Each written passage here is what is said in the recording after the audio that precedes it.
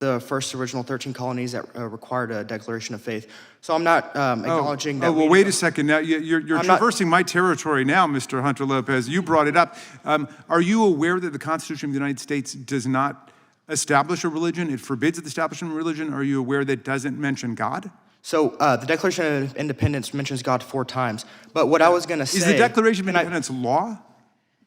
So Declaration of Independence was declaring our independence from the tyranny of England. Yeah. But what I was trying to finish is that I'm not, suggesting that we need to go back to taking, tests or saying that you have to acknowledge. Wait, do you know that Thomas Jefferson was denounced as an infidel who wrote the Declaration of Independence because he didn't believe in the establishment of religion, and he and Madison were emphatic about separating church and state? That's the whole glory of our constitutional design in our history, that they rebelled against centuries of religious warfare between the Catholics and the Protestants and witchcraft trials, Inquisition, Holy Crusades. America proclaimed the separation of church and state, what Thomas Jefferson described in his famous letter to the Danbury Baptists as a wall of separation. That was a letter, not a law.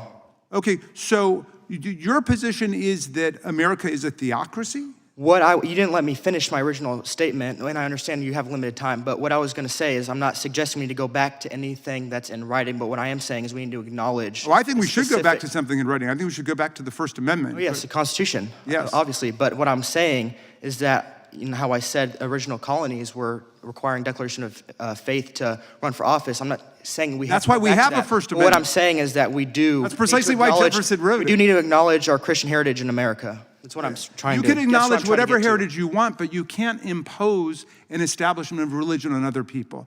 That's the greatness. I'm not suggesting that at all.